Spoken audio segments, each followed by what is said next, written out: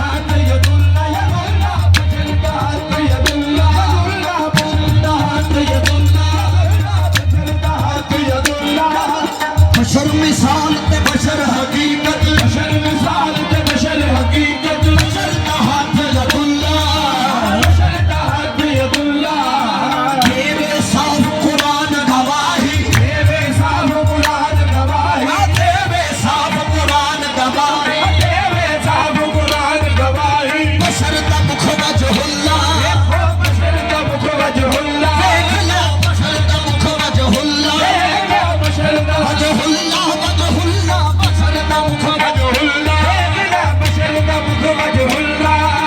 बशर खलील ते बशर कलीम बशर खलील ते बशर कलीम बशर खलील ते बशर कलीम बशर खलील ते बशर कलील बशर बने रूह अल्लाह देखो बशर बने रूह अल्लाह आप बशर बने रूह अल्लाह बशर बने रूह अल्लाह हर तारीफ बशर दे मुकदी हर तारीफ बशर दे मुकदी हर तारीफ बशर दे मुकदी हर तारीफ बशर दे मुकदी बशर दा रूप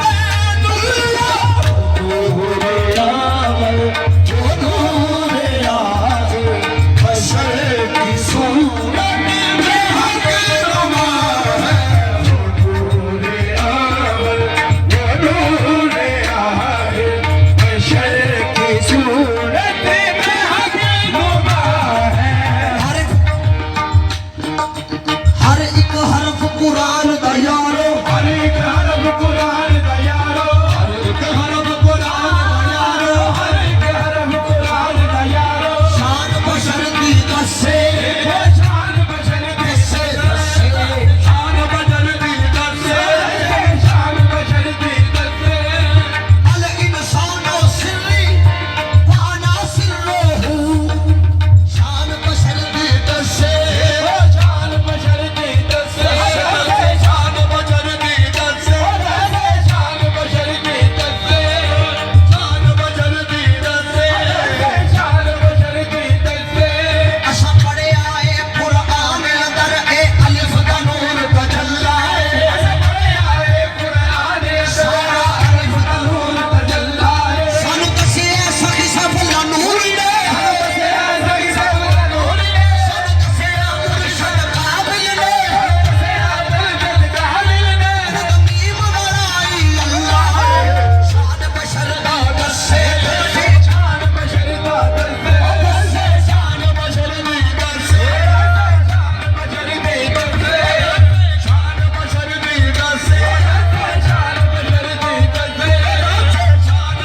दी दसे शान बशर दी दसे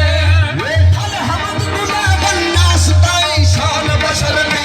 दसे शान बशर दी दसे शान बशर दी दसे शान बशर दी दसे शान बशर दी दसे मेरे बुजुर्ग फरमाते सन जो अर्श फरश दा मालिक सी उन्हें सिफत कोलों की लेना सी जो अर्श फरश दा मालिक सी उन्हें सिफत कोलों की लेना सी जो आहदो आहमद ना बनदा ओदा कौदी मुल ना पैना सी इन्हां करम कीता ओदा ना रखिया करम पिता और ना रखिया